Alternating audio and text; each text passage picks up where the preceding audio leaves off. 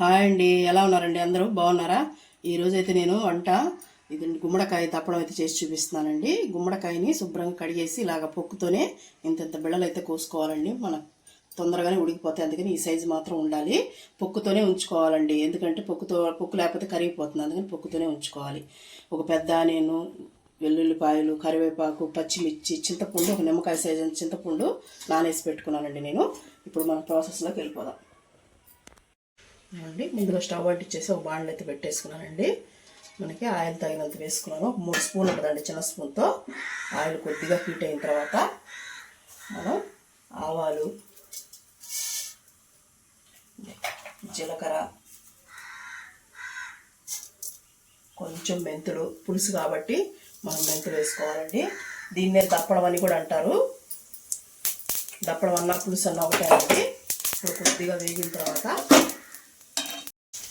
చూడండి, ఆవాలు కొద్దిగా చిటపడిన తర్వాత ఒక స్పూన్ పచ్చెనపప్పు, ఒక అర స్పూన్ మినపప్పు వేసేసి కొద్దిగా వేపుకోవాలండి. మనకి పప్పు అనేది వేగిందాక పప్పు కొద్దిగా వేగిన తర్వాత అందులో పచ్చిమిర్చి, ఎండుమిర్చి కట్ చేసి పెట్టుకున్నానండి. అవి కూడా వేసుకొని తర్వాత తెల్లబాయలు చికెన్ పెట్టుకున్నానండి. ఇవన్నీ వేసుకున్నాను. వెల్లుల్లిపాయ అంతా ఒకటి వేసుకున్నానండి. తెల్లగడ్డ అంటారు కదా, అది ఒక అల్లా వేసుకున్నాను. ఇవి కొద్దిగా వేగిన తర్వాత మనం ఉల్లిపాయ వేసుకున్నాం. కొద్దిగా వేగింది కదండి. ఇప్పుడు మనం ఆనియన్, కరివేపాకు వేసేసుకొని దీన్ని కూడా కొద్దిగా వేసుకున్నాం. 1 నిమిషం పాటు ఆనియన్ని వేసుకున్నామండి.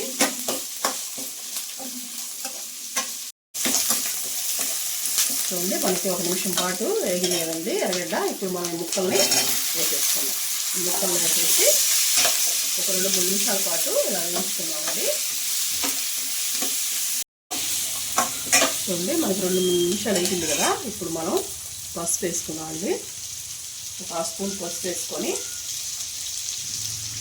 1 స్పూన్ కారం అయితే వేస్తున్నానండి నేను తీసుకున్న క్వాంటిటీకి. వేసేసి మనం కొంచెం ఉప్పు కూడా వేసుకున్నామండి. ఒక 3/4 స్పూన్ ఉప్పు వేసాను. కళ్ళు ఉప్పు వేసానండి నేను. ఇప్పుడు ఒకసారి బాగా కలిపేసుకొని మనం దీంట్లో తగినంత వాటర్ పోసుకొని ముక్కలు బాగా మెత్తబడేంత వరకు కుక్ చేసుకోవాలండి.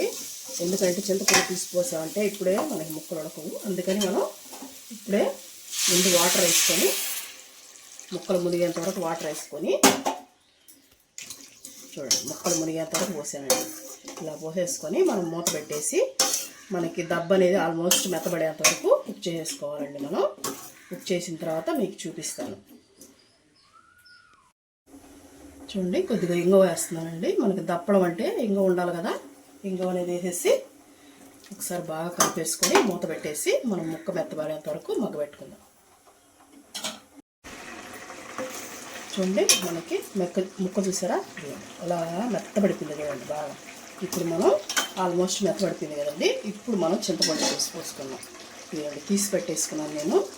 నిమ్మకాయ సైజు అంతా వేసాను కదా, తీసి పెట్టేసుకున్నాను. ఇప్పుడు మనం దాంట్లో పోసేసుకొని మనం బెల్లం వేసుకుందామండి. కొద్దిగా మనం దప్పడం అంటేనే బెల్లం కదా, బెల్లం పొడి అయితే వేసానండి నేను. దీన్ని ఒకసారి కలిపేసి మళ్ళీ మూత పెట్టేసి దగ్గరగా వచ్చేంత వరకు కుక్ చేసుకుందాం. దప్పడం భలే ఉంటుందండి ఇది. చూసేదానికి మనకు తెలియదు కదా, ఈ రోజుల్లో వాళ్ళ పిల్లలకు తెలియదు. చేసి పెట్టండి, చాలా బాగుంటుంది.